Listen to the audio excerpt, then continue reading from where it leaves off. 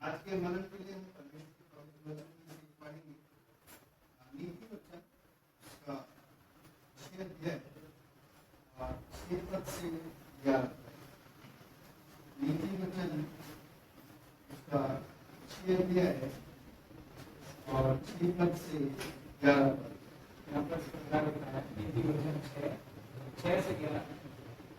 हे आलसी, चींटियों के पास जा, उनके काम पर ध्यान दे और बुद्धिमान हो। उनके ना तो कोई न्यायी होता है, ना प्रधान और ना प्रभुता करने वाला, तो भी वे अपना आहार धूप काल में संचय करती है और कटनी के समय अपनी भोजन वस्तु बटोरती है।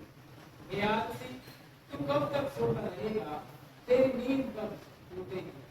कुछ और सो लेना, थोड़ी सी नींद, एक और झपकी, थोड़ा और छाती पर हाथ करके लेटे रहना। तब तेरा कंगालपन रात के लुटेरे के समान और तेरी घटी हथियार धन के समान आ पड़ेगी। परमेश्वर अपने वचन को बड़े यहाँ पर हम परमेश्वर के वचन में बहुत छोटे जीव की बात देख रहे हैं।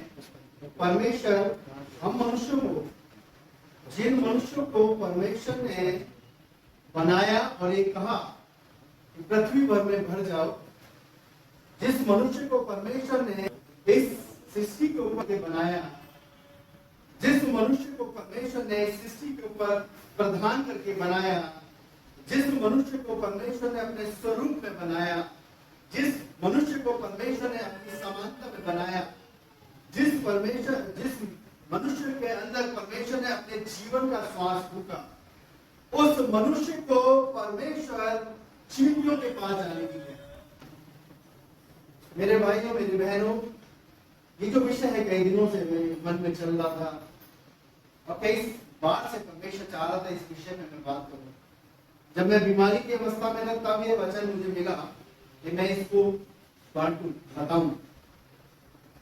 हमारा जीवन का आलस्य, ध्यान से सुने, हमारे जीवन का आलस्य हमारे आत्मिक जीवन को नाश कर देता है। अगर मेरे और आपके जीवन के अंदर आलस्य समाया हुआ है तो मैं और आप आत्मिक रीति से नाश होने की कगार पर हैं। अगर मेरे और आपके जीवन में प्रार्थना करने में आलस्य है, अगर मेरे और आपके जीवन में वचन पढ़ने में आलस्य है, यदि मेरे और आपके जीवन में परमेश्वर की सेवा करने में आलस्य है, यदि मेरे और आपके जीवन में परमेश्वर की महिमा करने में आलस्य है, यदि मेरे और आपके जीवन में परमेश्वर के भवन में जाने के आलस्य है, तो मैं और आप इस बात को अपने जीवन में गांठ बांध लें कि मैं और आप नाश होने की कगार पर जा रहे हैं। इसलिए परमेश्वर का वचन मुझे और आपको चींटियों के पास जाने के लिए कह रहा है। मेरे और आपके जीवन में यदि आलस्य समा रहा है तो ये ना समझे सिर्फ आलस्य समा रहा है, ये भी मान ले इस बात को, आलस्य के साथ साथ पाप भी समा रहा है। आज प्रार्थना करने का मन नहीं है, सोने का मन है, अच्छी बात है, लेकिन याद रखें उस आलस्य के कारण मेरे और आपके जीवन में पाप भी आ रहा है और वो मेरे और आपके जीवन को ना सिर्फ एक दिन के लिए, ना जाने कितने दिन के लिए प्रार्थना से अलग हटा सकता है, वो पाप आ सकता है। अलग की बाइबल में ऐसा वृत्तांत नहीं है, लेकिन मैं अपना समझता हूं कि आलस्य कहीं ना कहीं हमारे जीवन के अंदर पाप को प्रवेश कराता है। परमेश्वर के वचन में हम पढ़ते हैं याकूब और उसका भाई एसाव, बड़ा एसाव है, छोटा याकूब है। बाइबल के अंदर ऐसा लिखा है एसाव जो था काफी ज्यादा थका हारा आया जंगल से खेती करके, और उसके जीवन में ऐसा आलस्य आ गया कि वो आलस्य के कारण अपना काम नहीं कर पाया, और उसके काम ना करने के कारण उसने याकूब से कहा जो कुछ तू बना रहा है लाल रंग की चीज अर्थात मसूर की दाल, वो तू मुझे दे देना। उसने कहा तू अपने पैरों के फल को मुझे देगा, जो मैं पका रहा हूं मैं तुझे दे दूंगा, लेकिन क्या तू अपने पैरों के निकाल को मुझे देगा? परमेश्वर का वचन ऐसा कहता है, ये एसाव के आलस्य के कारण उसने अपने दिया।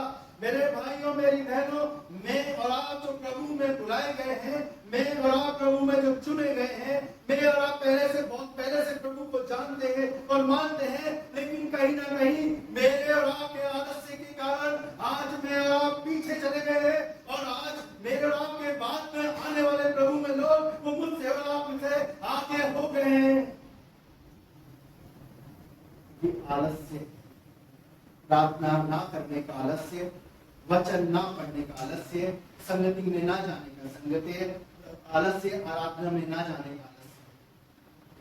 मैं समझता हूं आज न जाने कितने एहसास हैं मसीह कौम के अंदर, मसीह कलीसियाओं के अंदर, आए बहुत पहले से हैं, प्रभु को बहुत पहले से कई सालों से जानते हैं, लेकिन आज उनसे आगे उनके पीछे आने वाले लोग आगे। क्यों? क्योंकि जो पहले आए थे एहसास के समान उनके जीवन में आलस्य आ गया। प्रार्थना ना करने का आलस्य, वचन को प्रतिदिन ना पढ़ने का आलस्य, और आपको अपने जीवन को जांचने करने की आवश्यकता है। बाइबल क्या कह रही है? हे आलसी, चुंबियों के पास जा, उनके काम पर ध्यान दे और बुद्धिमान हो जा। उनके काम पर ध्यान दे।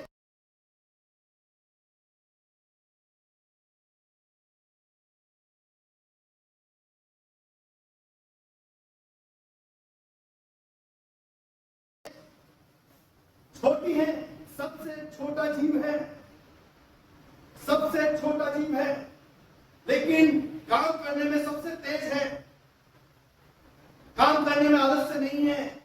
वो कह रहा है उनसे बुद्धि ले।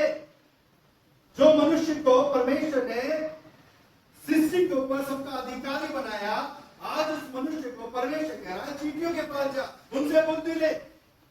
कारण क्या है? क्योंकि मनुष्य के अंदर आलस्य इस कदर समाता जा रहा है कि वो निर्बुद्धि हो गया है।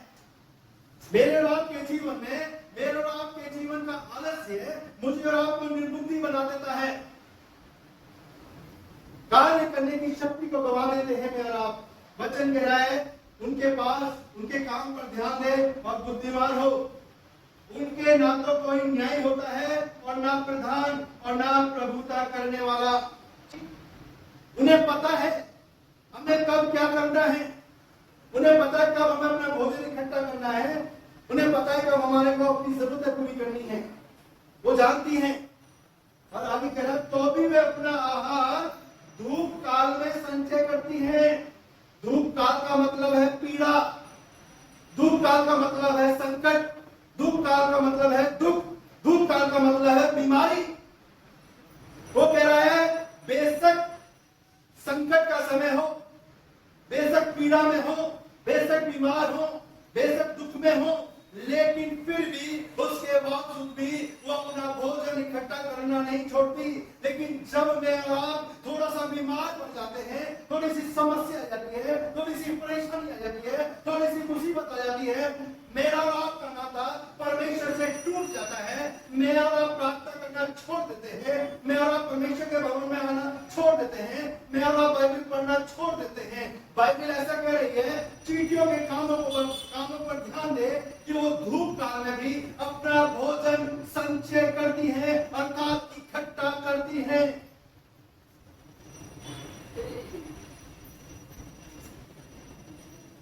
तो भी वे अपना आहार धूप काल में संचय करती हैं और कटनी के समय में अपनी भोजन वस्तु बटोरती हैं। कटनी के समय में यीशु मसीह ने कहा अपने चेलों से अपनी आंखें उठाकर देखो, फसल पक चुकी है,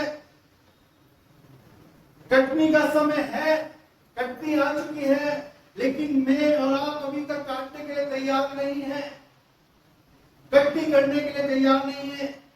दुख की बात तो यही है, सबसे पहले मैं और आप खुद ही तैयार नहीं है।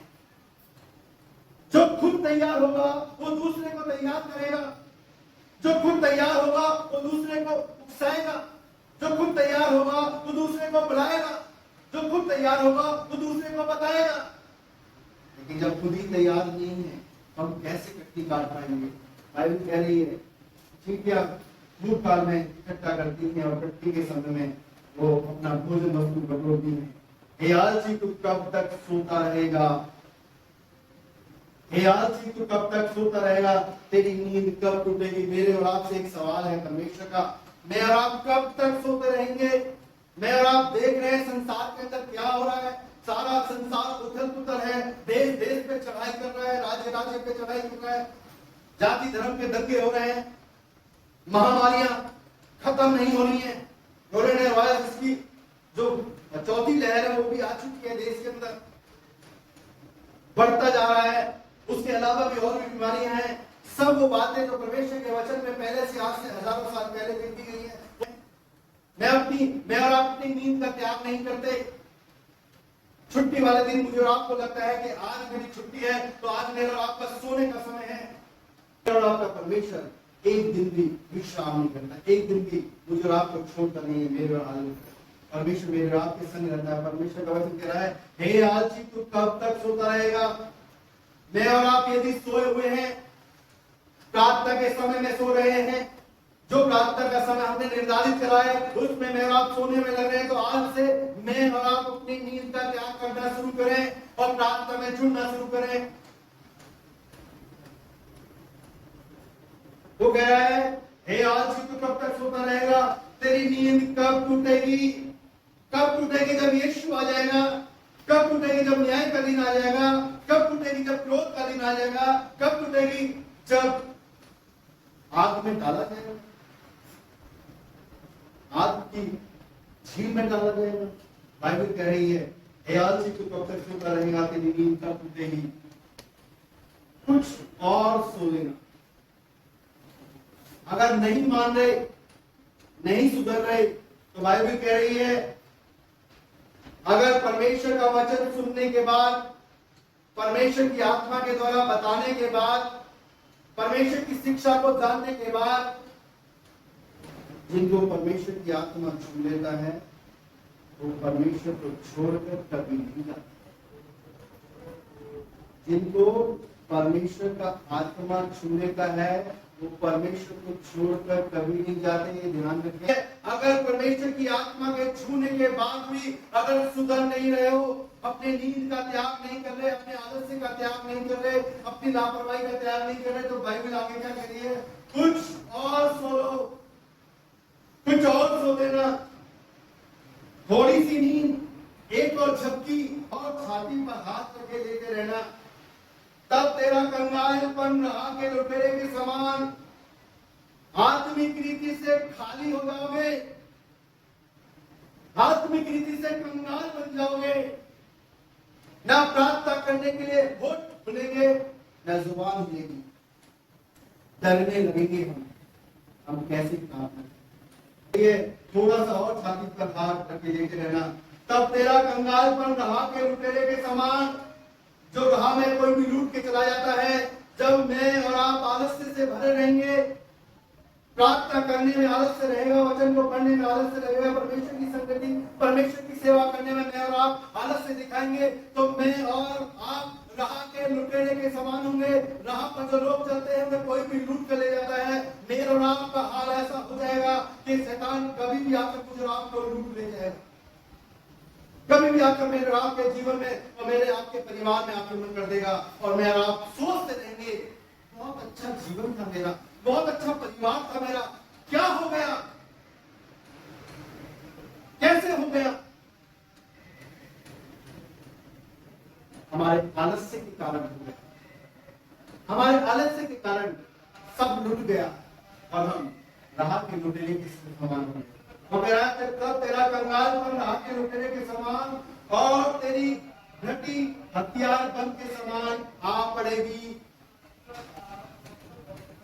जीवन में इतनी घटियां आ जाएंगी, ना सिर्फ आत्मिक जीवन की घटी, बल्कि शांति, आनंद, आराम, चैन, सुख, भौतिक, आर्थिक सारी घटियां मेरे और आपके जीवन में प्रवेश कर जाएंगी, यदि मेरे और आप अपने जीवन के आलस्य को दूर नहीं करेंगे। कई बार मेरे और आपके जीवन में परमेश्वर अपने स्वप्न के द्वारा, अपने दर्शनों के द्वारा दिखाता, बताता है। कई बार साक्षात दिखा देता है उस परिवार को, कई बार साक्षात दिखा देता है उस व्यक्ति को प्रार्थना के लिए।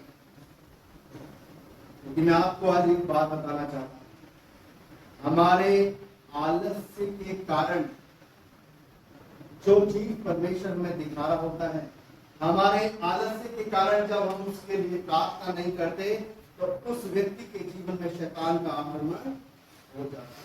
हमारे आलस्य के कारण दूसरे के जीवन में बर्बाद हो जाता है। हमारे आलस्य के कारण यदि हम दूसरों के लिए प्रार्थना करने के लिए भोर को उठ नहीं रहे, अगर हम दूसरों के लिए प्रार्थना करने के लिए रात को उठ नहीं रहे, अगर मैं और आप दूसरों के प्रार्थना करने के लिए एक अलग से समय निकाल नहीं रहे, तो मैं आपको बताना चाहता हूं, मेरे और आपके आलस्य के कारण मेरे और आपके जीवन के अंदर शैतान आक्रमण कर डालता है। इसलिए जागते रहने की जरूरत है, अपने लिए नहीं, एक दूसरे के लिए जागते हुए रहने की जरूरत है। अपने लिए जागना, दूसरों के लिए भी जागना है, कलीसिया के लिए जागना है, कलीसिया के लोगों के लिए जागना है, प्रत्येक जन के लिए जागना है। यदि मैं आप जागे हुए ना हुए तो मेरे और आपके जीवन के अंदर शैतान हमें लूट ले जाएगा, हमें लूट कर ले जाएगा, हम कंगाल हो जाएंगे। मेरे अजीज लोग, मैं और आप अपने जीवन पर ध्यान दें कि मैं और आप आलस्य से तो नहीं भरे हुए, मेरे और आपके जीवन के अंदर आलस्य तो नहीं है। परमेश्वर की संगति के परमेश्वर के कार्य के लिए, परमेश्वर की सेवा के लिए यदि मेरे और आपके जीवन के अंदर आलस्य है तो परमेश्वर का वचन क्या कहता है? यिर्मयाह नबी का 48 अध्याय 10 पद में लिखा हुआ है, शापित है वह जो यहोवा का काम आलस्य से करता है। वो व्यक्ति शापित है जो प्रार्थना करने में आलस्य करता है, दूसरों के लिए प्रार्थना करने में आलस्य करता है, कलीसिया के लिए प्रार्थना करने में आलस्य करता है। मेरे अजीजों, मैं और आप अंत के दिनों के अंत में चल रहे हैं। मैं और आप अपने जीवन को जांचे परखें कि कहीं मेरे और आपके जीवन में आलस्य नाम की आत्मा का बंधन तो नहीं है, कहीं मेरे और आपके जीवन में आलस्य तो नहीं है। जब प्रार्थना की बात आती है, आराधना की बात आती है, सेवा की बात आती है, संगति की बात आती है, तो मेरे और आपके जीवन के अंदर आलस्य की आत्मा ऐसे बंधन में बंध जाती है, ऐसा गढ़ बना लेती है कि मुझे और आपको हावी नहीं करने देती है। ना ना ना ना, प्रार्थना करेंगे नहीं, संग सेवा में जाएंगे नहीं, संगति में जाएंगे नहीं, आराधना करेंगे नहीं, वचन पढ़ेंगे नहीं, चर्च जाएंगे नहीं।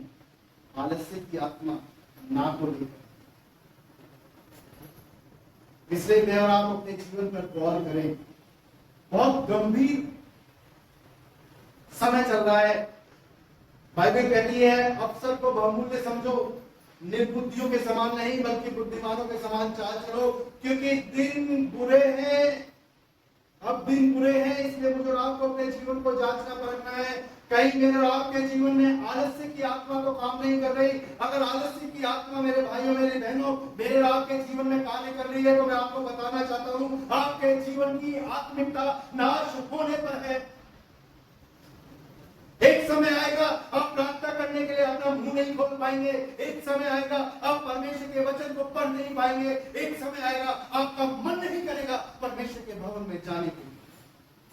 अगर आलस्य की आत्मा को आज आपने दूर नहीं करा, अगर अपने जीवन के आलस्य को दूर नहीं करा, तो मैं और आप याद रखें, मेरे और आपके जीवन की आत्मिकता नाश होने पर है। और यदि मेरे और आपके जीवन की आत्मिकता नाश हो गई, तो मैं आपको बताना चाहता हूं, मेरा और आपका आत्मिक जीवन भी नाश है। और यदि मेरा और आपका आत्मिक जीवन नाश है, तो मैं और आप अनंत मृत्यु के भागी बन जाएंगे, फिर मैं और आप अनंत जीवन को प्राप्त नहीं करेंगे। इसलिए मैं और आप अपने जीवन पे गौर करें। मेरे और आपके जीवन में आलस्य तो नहीं है, प्रार्थना करने का आलस्य तो नहीं है, वचन को पढ़ने का आलस्य तो नहीं है। कितने कितने दिन हो जाते हैं प्रार्थना ही नहीं करते, कितने कितने दिन हो जाते हैं बाइबल ही नहीं पढ़ते। एक बाइबल की ज्ञाता ने बताया कि यदि हम चाहें, अगर हमारे मन में चाहत हो जगह के समान, तो बाइबल को 365 दिन में हम पूरा पढ़ सकते हैं। अगर हम चाहें तो बाइबल को 365 दिन में हम पूरा कंप्लीट कर सकते हैं। लेकिन मैं आपको बताना चाहता हूं, 20-20 साल, 30-30 साल, 50-50 साल, 10-10 साल, 20-20 साल, 2-2 साल, 5-5 साल हो जाते हैं, बाइबल नहीं पढ़ते, पूरी नहीं है, कंप्लीट नहीं है। कारण क्या है? आलस। कारण है आलस। इसलिए मैं और आप अपने जीवन के आलस को दूर करें, प्रार्थना में जुड़े, वचन को पढ़ें और परमेश्वर की संगति, परमेश्वर की हमेशा